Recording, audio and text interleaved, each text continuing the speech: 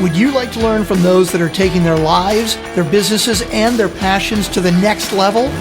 Best-selling author of Speakeasy and master connector Lou Diamond is here to connect you to some of the most inspiring and amazing people on this planet.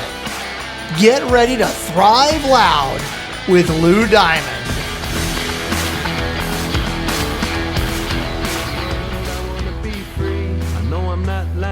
What does that mean? Enough of this day. I wanna just sleep, but the bullets all flying in the back of my dreams. Welcome everyone to another spectacular episode of Thrive Loud with Lou Diamond, connecting you to the most inspiring and amazing people that are thriving each and every day.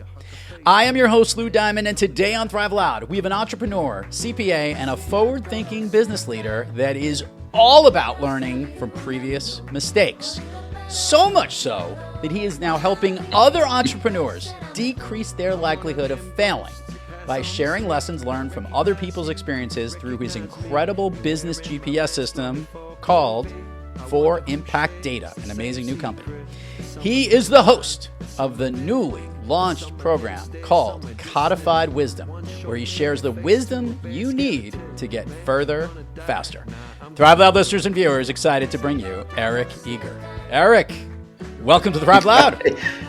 All right, man. Excited to be joining you today.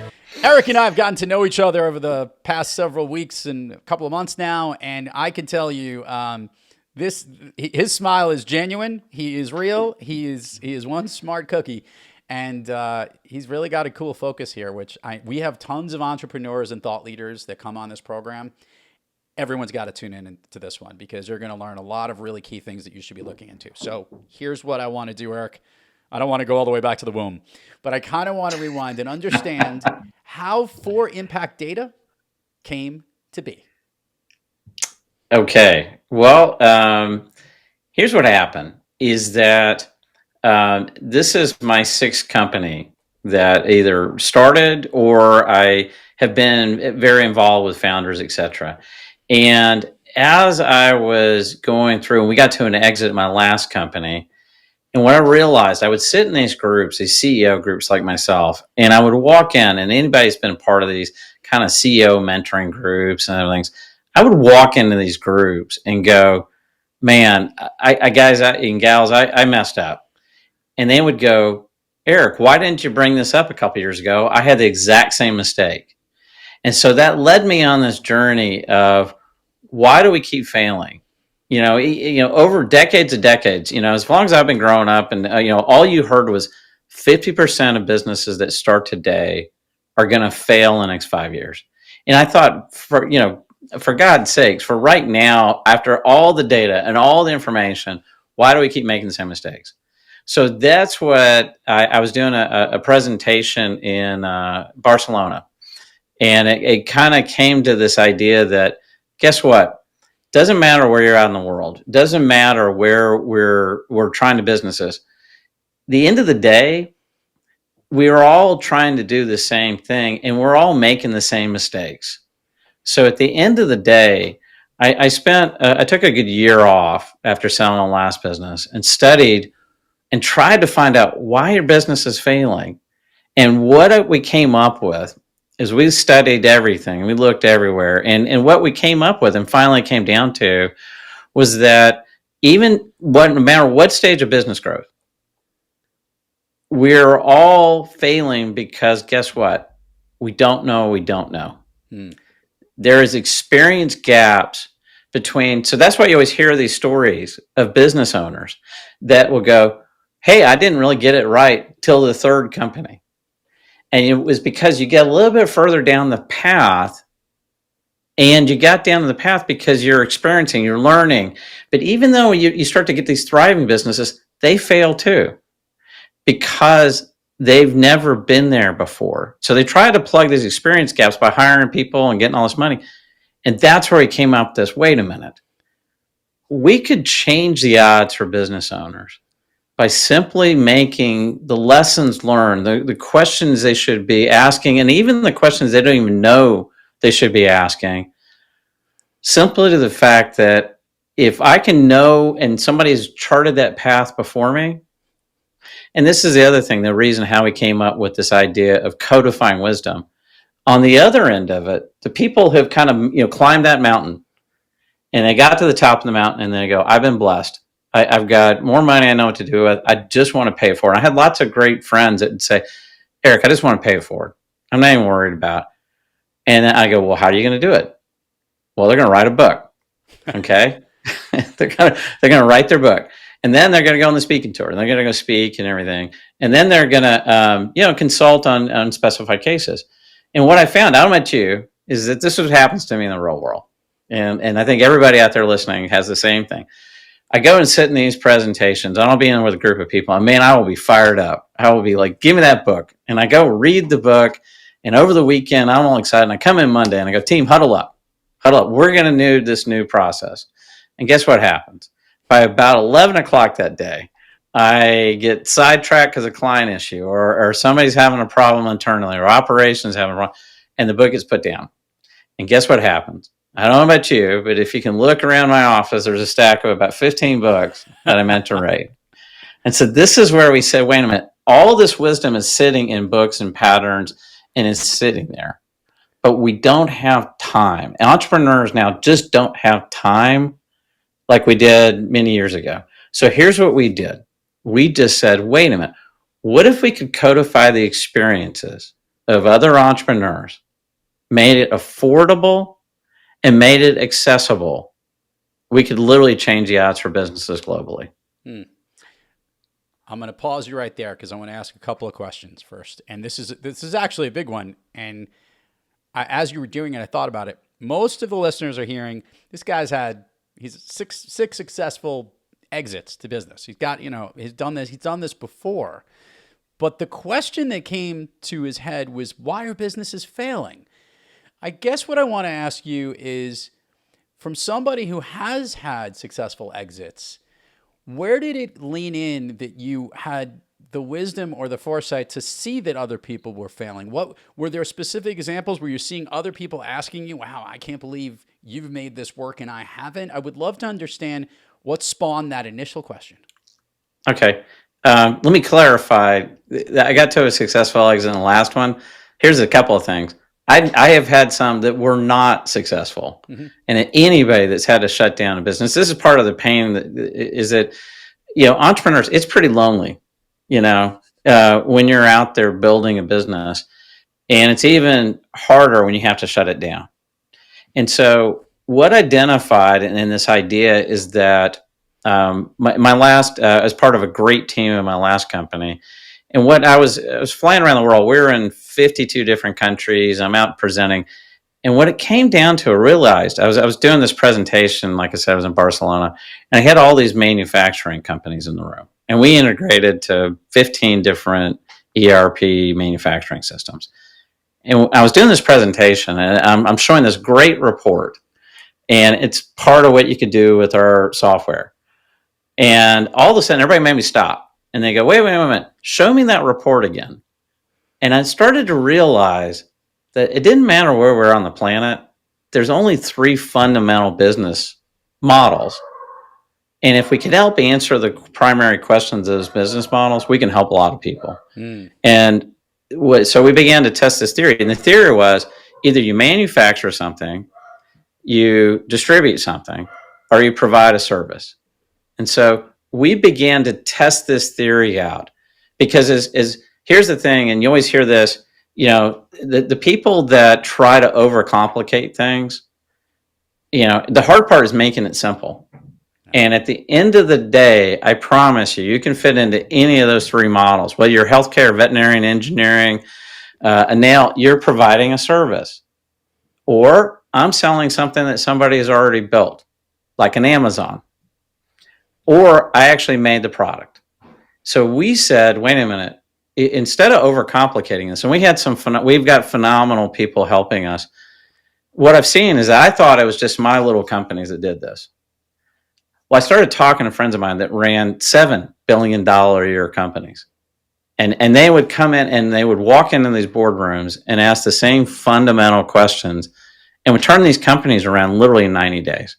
Mm-hmm. So that was the idea that, hey, don't try and solve world hunger, but answer the questions like, do we have enough cash? Who are my best customers? What do the customers look like that may potentially leave us?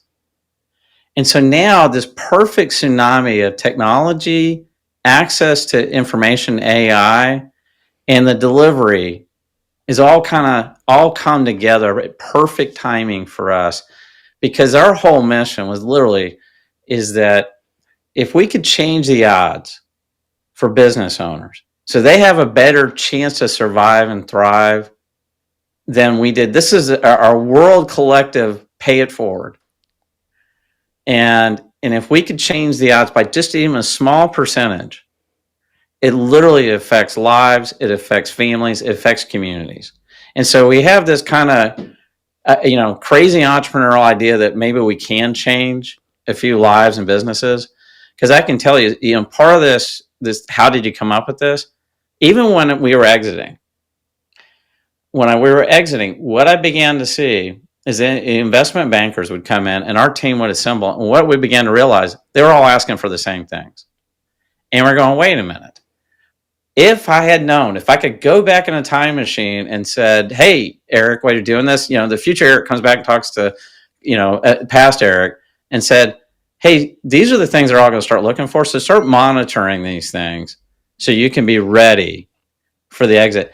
And now with AI and predictive and some of the capabilities, not only am I monitoring the right things, but it can actually now tap into this collective wisdom of thousands of people and businesses. It can predict what it looks like going forward and what I can do. It can literally make recommendations. Because the thing about it, I always laugh because I'm a recovering CPA. And I love my CPA fellow members. We love to dwell in the past. We love to look at financial statements and say, look how great this was 3 months ago.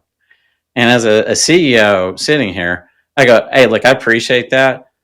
But what moves the needle, I need to look forward and go, is there any risk happening? Is there something I need to be paying attention to? And anybody can walk in and go, hey, you're burning cash. You're doing this and that. Okay, great. Anybody can tell me that.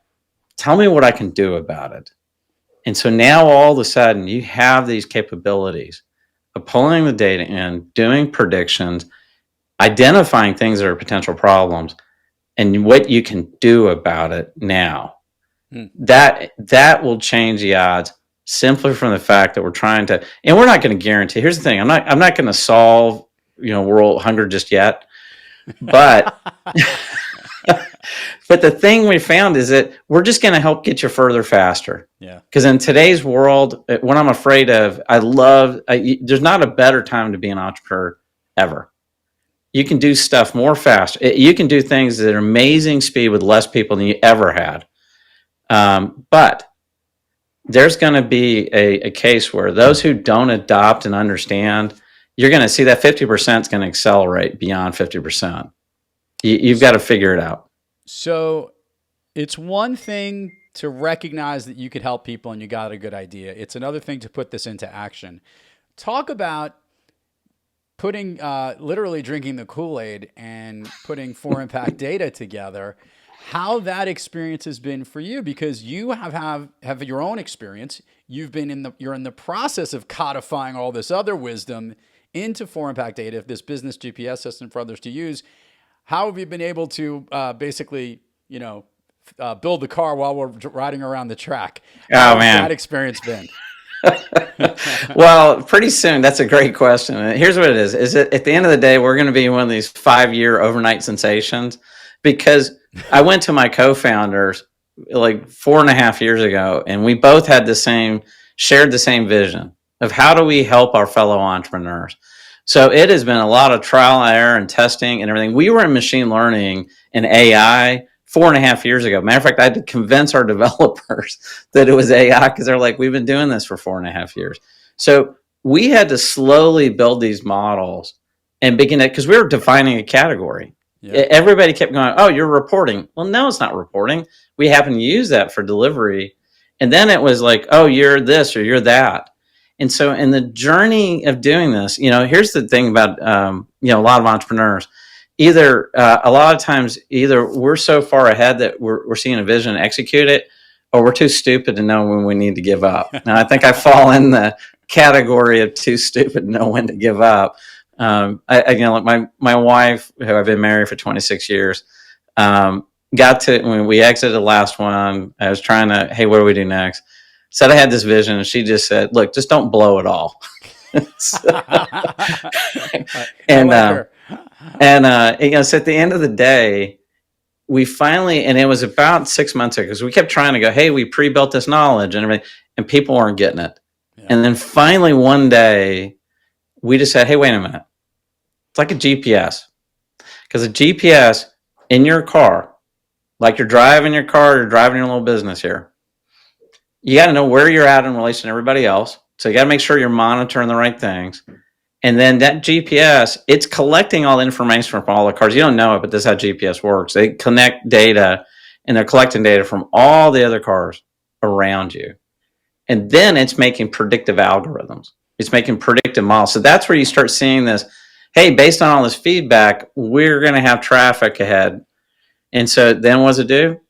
It makes a rerouting recommendation. Right. So that was the easiest way. And again, it takes years to figure this out. But finally I went, here's what it is. I put it in my 84-year-old mother-in-law test for if I can explain it to her in terms that she'll understand, then I think we got it. And I explained to her finally. She didn't understand these algorithms and analytics and data science and all that. I finally just went, it's like a GPS. It's like a GPS for business. So that all us business owners together, if it monitors the right stuff, because here's the other thing I've seen, analytics and everything, they will monitor the wrong stuff. Right. You'll get tied up in your group because that's your field of knowledge. It's your group of people in your company. You'll have, because it's contained to that knowledge in that side of that company. With AI, has 3 heads are better than 1, but now you can tap into 1,000 heads. Mm-hmm. We just got to make it easier for people to understand. But that was the thing we came up. We finally went, wait a minute, monitor the right stuff, make it predict what the road ahead, things that I need to know, potholes. So if we can tap into the people who have already driven that road, that path ahead of us, they can tell us where the potholes are. Yeah. Now I might create new potholes, but I can avoid the ones already there. So, and then it can reroute me around to the right things. So I love this, but let's talk about, so how many people in the organization are driving the car, so to speak, right? Because to your point, there's finance people that need to know about the cash position. There's manufacturing people that might need to know about supply issues. There's strategic business relationship that the CEO might need to know. For those that are within an organization, how many people can play around with the GPS at 4Impact Data? Well, here's another thing. And okay, so we have it, we begin to break it down by functional areas. But again, we're trying to keep it easy to understand, easy to do these things. Because here's the thing. One of the things, as you grow in complexity, communication becomes an issue. And as you grow in size and complexity, having everybody on the same page, that helps it. And then you can see these, 5 stages of business growth, Harvard Business School, et cetera. So each one of the members of the team can see their area, but more importantly, everybody's on the same page because everybody's got to be able to answer. And here's the thing, that what I like to tell people, and I had some wise people advise me on this, artificial intelligence, the term artificial intelligence, it will answer any question you want. The difference between that and wisdom is knowing which questions to ask. And so there's fancy terms called prompting, but it's really just asking the right questions. So if you can get down to the fundamental 10 questions, that's what we're trying to do, that every business owner, every management team, every group needs to be able to answer at any time, no matter if you're 1 million or 250 million. And it's things like, do we have enough cash? What do our customers look like? What are they buying? And I know some of this stuff seems like no duh, Captain Obvious here, but I am telling you, I have worked with, and I have, God bless them, I have some great people that were Stanford strategy professors. We've had, access to Cambridge level, analytics and data science. And I constantly had to pull them back and go, I get it. And if I want to charge $1,000 an hour, we can do that. But for example, we were looking at one of the biggest things when people go to buy businesses is customer concentration risk. Well, you have to put it in simple terms. And really, because 95% of CEOs that start companies, most of them either great salespeople or build a great product. Yep. There's this little bitty group that actually understand financials. So we're all intimidated. We don't want to ask these questions because we're really good at some stuff, but we're not good at some of the stuff. So if we can make sure that you answer in terms that anybody can answer, so that customer concentration, the question you're trying to answer is, if I got too much sales tied up with too few customers, it's that simple.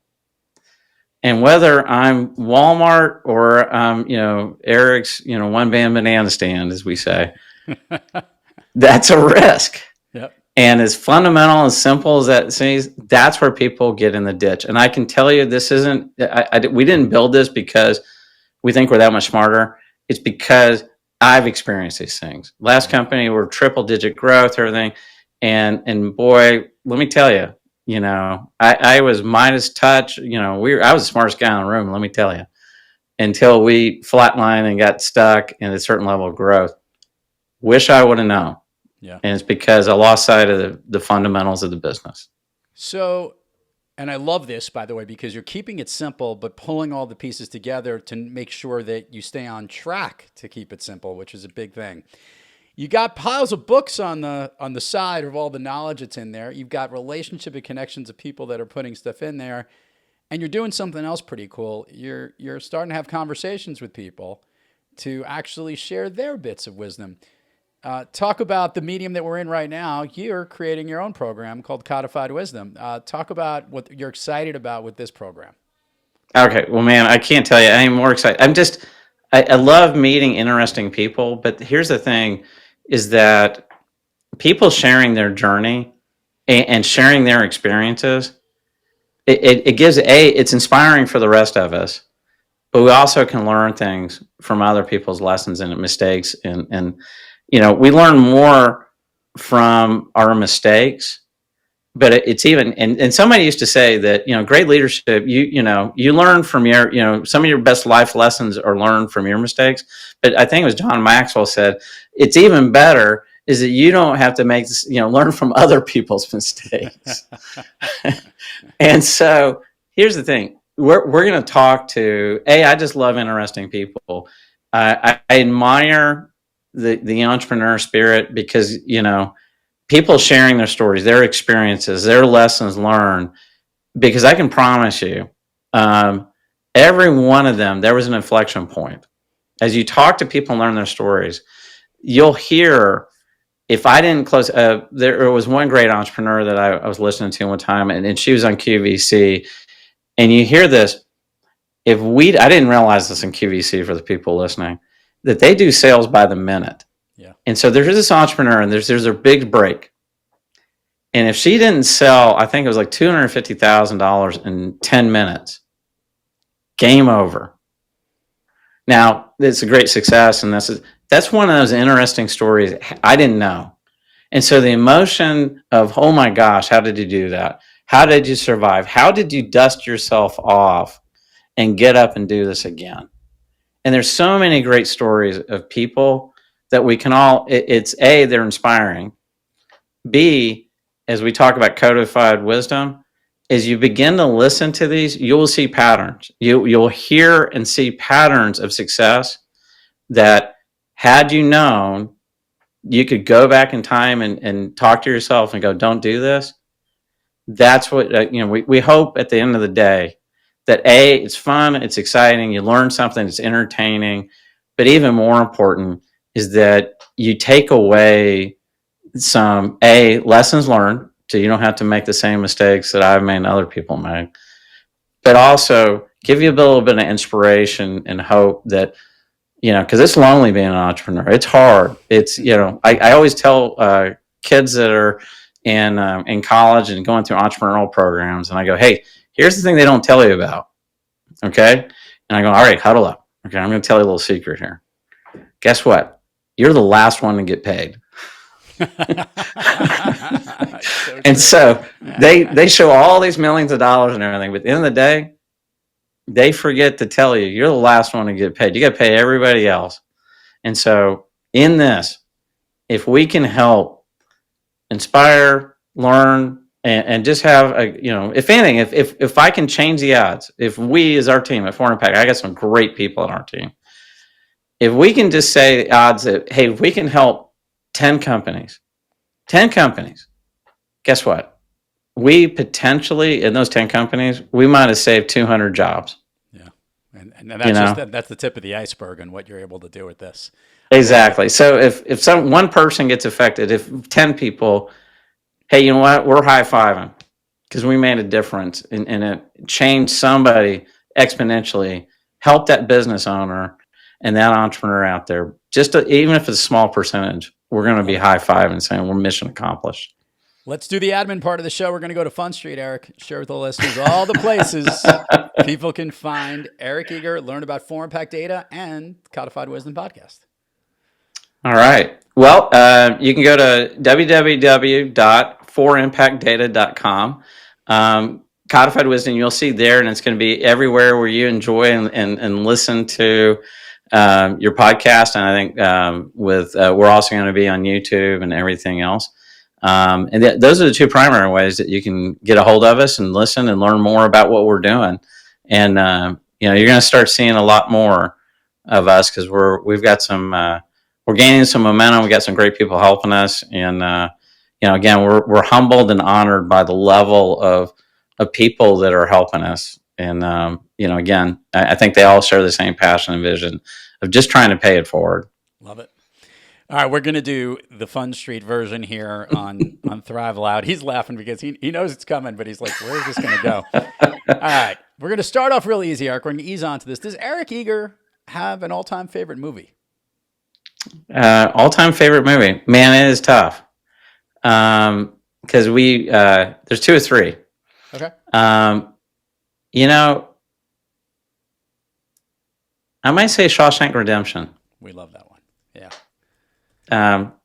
Just because you get, the grit and hope and just the still true, just hanging in there. And, so yeah, that's one of, now there's a list of, I could go Moneyball. I love, it has data and analytics, and then, Indiana Jones. Who doesn't love Indiana Jones, but it's really funny. I don't know if I just saw this recently. They honored, John Williams, Lifetime Achievement Award type of thing. And, the one who was presenting the award was Harrison Ford. And he comes out and they're playing the Indiana Jones theme. And he walks out there. He goes, everywhere I go. He goes, people, that music follows me. And they all start laughing. He goes, no, it's really serious. He goes, even in the operating room, I'm getting my colonoscopy and they're playing the Indiana Jones. They're entering the Temple of Doom or something like that. It's good stuff. It's a rough crowd here. Rough crowd. All right. Is there a song of late that you've loved to listen to, one that pumps you up? Oh, man. Oh, gosh, that's a good one. Let me think.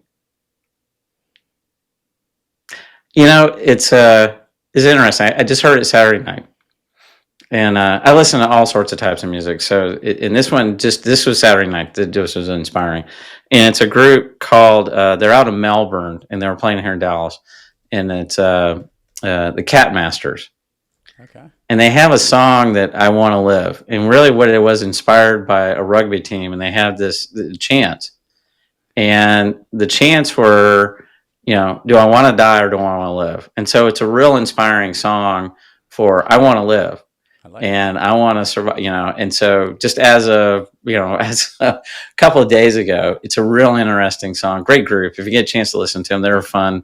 We're going to get a chance to listen to it on this show. We're going to make sure it plays underneath us here on the episode. All right. A favorite food that's not a dessert? Well, I live in Texas, grown up in Texas, so I want to say chicken fried steak. It's good old comfort food. Can't do it every day, but I love a good chicken fried steak. Favorite dessert?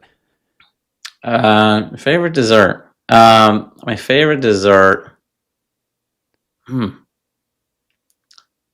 Okay. My my wife and we did our anniversary in a restaurant in New Orleans called Commander's Palace. Okay. And Commander's Palace is where Emerald and all these famous chefs in New Orleans, and they had a creme brulee that they make that is in a china dish, so that the custard's real thin, and you get all of this, all that fun, sugar caramelized, and it's unbelievably. If you get a chance, you have to order it. They still make it, but you have to. It's off menu, and off menu man, desserts. Yeah, it's awesome. It's an awesome dessert. I got 100 of them, but I have to pick one. So. That is a good one. An activity you wish you did more of? Man, I wish I did more of. I think probably hiking. And my son, Boy Scouts were training to go to this group. It was a 60-mile hike out in the deep woods in Philmont. So if anybody's listening that has Boy Scout troops, everybody, it's kind of a rite of passage. But my son, they had some fires at the time, and he broke his foot, so we never got a chance to go, and he aged out. And so we really enjoyed the hiking, and I wish I had more time and would do more of that. An activity you wish you did less of? Less of. Man,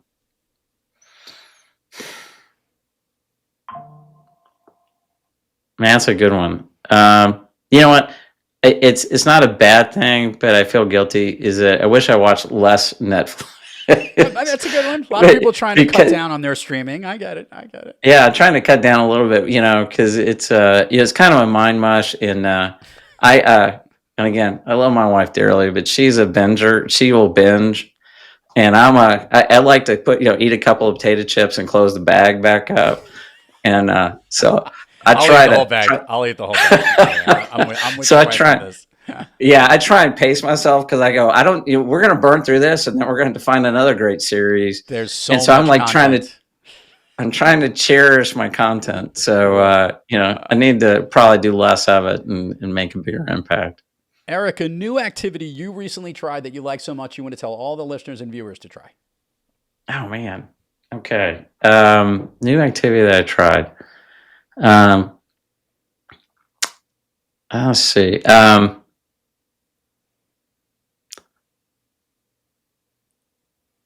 Well, I did pickleball a while back. Okay. And I want to say, all right. So I got gray hairs here, so I'm aging lucky. myself a little. You are lucky. That's all I can say. But the only thing I can say is that just words of caution for those who are starting to become this pickleball phenomenon is that remember you're not your 20-year-old self. Yeah, I've been trying to remind myself every day. Because I have friends of mine that have torn ACLs, all these injuries. I think the medical profession is pushing the pickleball industry. I think sponsorship. Yeah, the popped Achilles is leading the league in that one. But I'm with you. I stretch a lot before I play, but I'm a fan, and I'm glad you tried it though. Yeah, Go ahead. No, go ahead. Yeah. Last question for you. If I could snap my fingers and Eric Eager could be anywhere in the world, where is he? I'm going to say, how long are we there? Are you there for just a short time, or are you there forever? Or are you just popping in? You get to go there right now. Either whatever answer you want.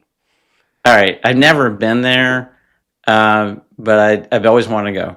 It was the Galapagos Islands. Oh, that's a good one. That's on my list too. I want to go there too.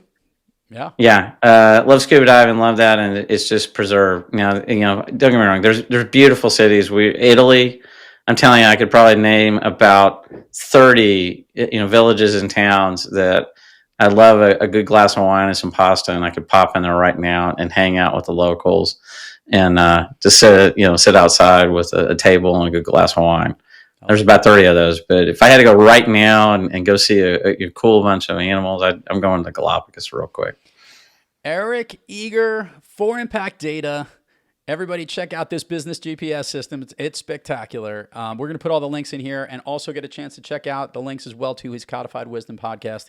Eric, continued success to you Hey, anybody that's trying to help all these entrepreneurs and thought leaders out there improve the odds and fail less, man, get further faster. Thank you for doing what you're doing, and thank you for being here.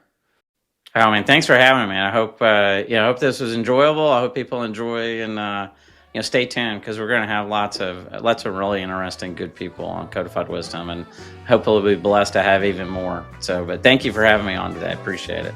You got it. To all our listeners and viewers out there, thank you for joining us. Till next time, keep moving onward and upward, and remember, be brief, be bright, be gone.